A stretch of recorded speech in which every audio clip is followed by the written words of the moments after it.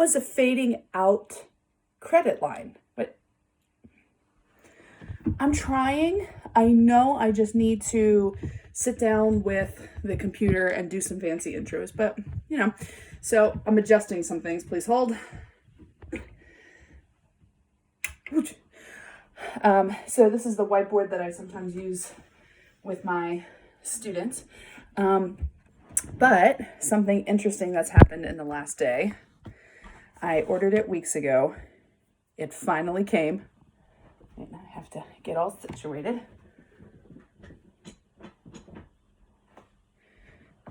Ready? You ready for this? Ready?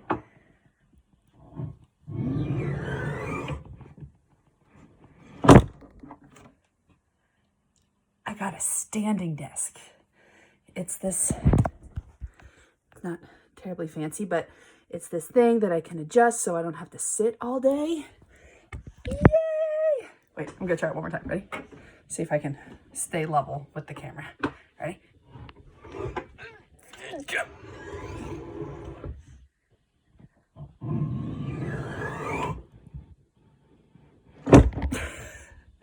Still not very good at it yet, but that's okay. That's okay. And now I have to adjust my chair. Not too shabby. Happy Thursday, everybody. Today is April 16th, 2020. Shout out to my homeroom advisement students. We had a meeting yesterday. 14 out of 18 showed up. It was amazing. It was so good to see everybody. So hopefully next week we can get more than 14. It was just so good to see all of you. Oh, so good. That made my day. Couple meetings today, pretty quiet. Doesn't mean I'm not working, doesn't mean I'm not doing things. I did lots of organizing yesterday, dusting. It's amazing where those dust bunnies show up. So, some things going on today. This day in history, 1962, Walter Cronkite, Uncle Walter. Walter Cronkite begins anchoring the CBS Evening News. When I was in college, Walter Cronkite came as a speaker, and I was what was called a student ambassador. We had like white cream-ish color blazers, little name tag. Still have mine. I think it's at Mom's house. Mom, is my blazer still at your house? Could you check? Thanks. So of course I'm like, yes, sign me up. So I'm standing there, and our president at the time, Dr. Blaney, and Walter Cronkite walk right past. I'm like, oh, that's Walter Cronkite. But I really didn't, it didn't click. Yes, I was a history major, okay, but it really didn't click until they showed the little montage of some of his highlights. So I found a video, I put it in the description for you, from man landing on the moon to the Kennedy assassination to some of his reporting during Vietnam that kind of shifted public perception of what was going on during the conflict. So thank you, Uncle Walter. Some birthdays: Wilbur Wright, as in one of the Wright brothers, Charlie Chaplin, Henry Mancini, and also today in 2017 was the world record of the most number of Charlie Chaplin lookalikes. I'm assuming they were going for it was called the little tramp look with the little mustache thing and the bowler hat and the oversized shoes. And that was in 2017. There were 662 Charlie Chaplin lookalikes in one place. I don't know if they've beaten that since. So as I was doing my scrolling for this day in history, and it turns out my mug works pretty well. This was made by a potter. And I don't know if you can see it, but it has a little thumb thing, which absolutely makes me feel so, like, refined. But I overfilled the coffee, so I had to go put it on a plate. This day in history, 1746 was the Battle of Culloden. Culloden Moor is located east of Inverness in Scotland. The Royalist troops were fighting the Jacobites, who wanted an independent Scotland, and they wanted to restore the Stuart dynasty to the throne.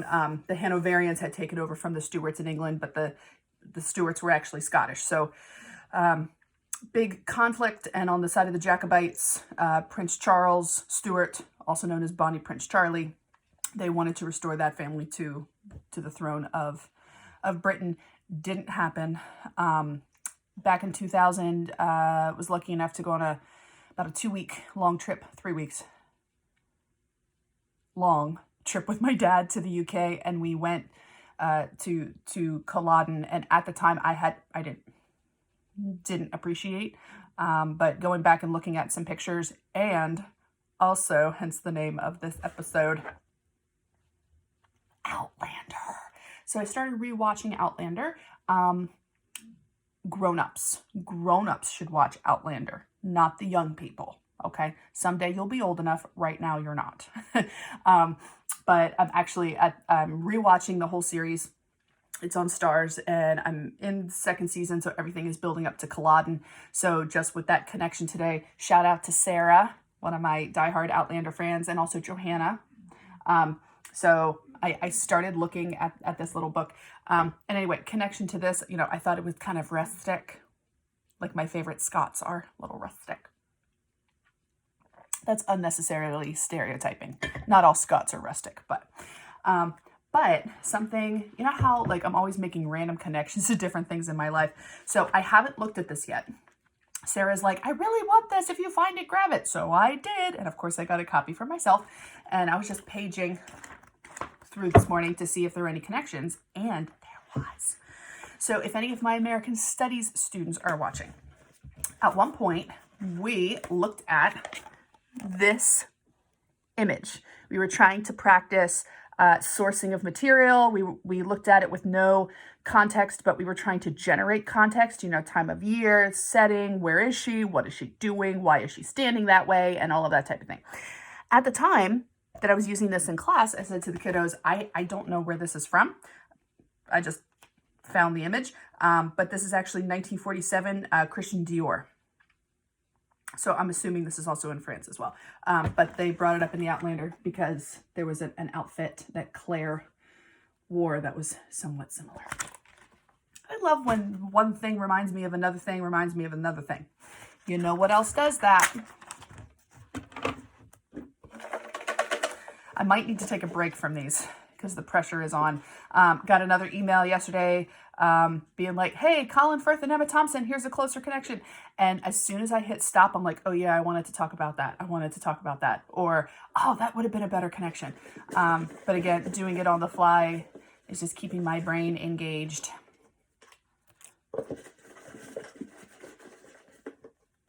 Today, we've got J-Lo, so Jennifer Lopez, and Rosie O'Donnell.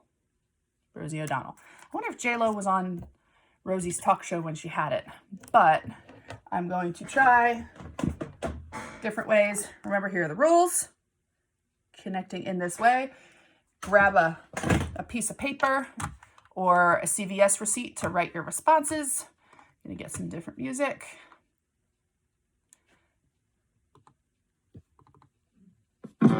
Here we go. J-Lo and Rosie.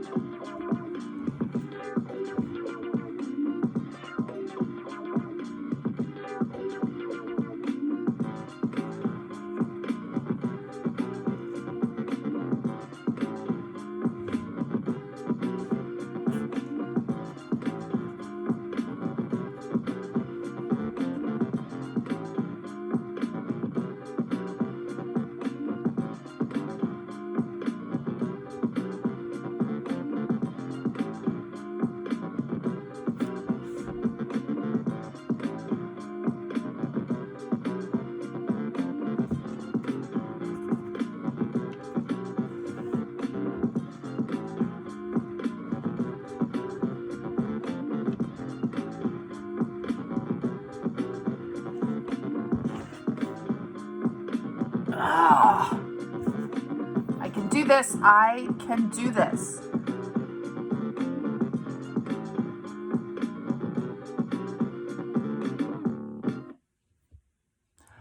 I'm not giving up. This is the longest mug that I've done. I completely understand if you don't want to watch. I'll do kind of a recap tomorrow. I'm doing it. I'm doing it. I'm changing the music. I can do this. I can do this.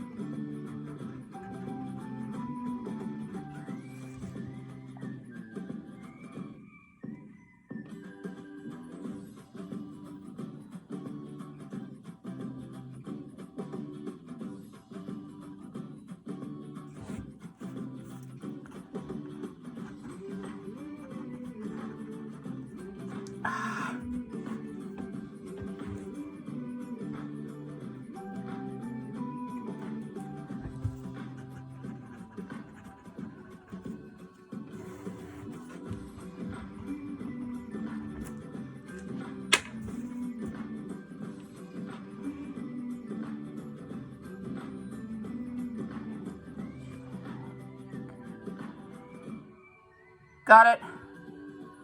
That's a really long way around. I know I can do better. I know I can do better. The pressure.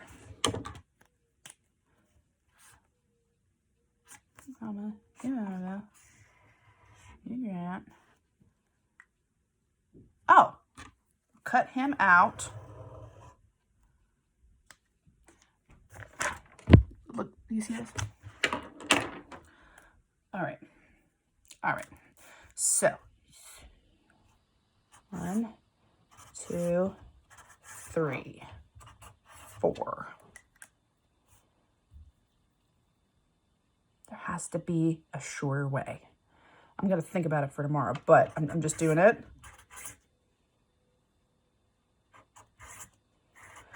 Okay. It took me 6 people in between. I know that there's something better. Names that I put on here that I didn't use: Jane Fonda, Bette Midler, Matt Damon, the guy who played Thackeray Binks and McGee in NCIS. I forget what his name is. Kate Hudson, Judy Greer, but okay. J-Lo starred with Ralph Fiennes in the romantic comedy Made in Manhattan. Ralph Fiennes, which is written out Ralph, by the way. Okay. Ralph Fiennes starred with Kirsten Scott Thomas in The English Patient. Kirsten Scott Thomas starred with Hugh Grant and Julia Roberts in Notting Hill. I can cut Hugh Grant out. Kirsten Scott Thomas. No, she didn't. Kirsten Scott Thomas, Hugh Grant in 4 Weddings and a Funeral. Hugh Grant and Julia Roberts in Notting Hill. There it is. I could cut that out because Hugh Bonneville was in there too. I'm just going to go. I'll do my pretty one tomorrow. I am so sorry. This is like a 15-minute video now. I got it. Julia Roberts to George Clooney in the Ocean's movies. George Clooney to David Strathern in Good Night and Good Luck. David Strathern with Rosie O'Donnell in A League of Their Own. That, I think, was the roughest one yet.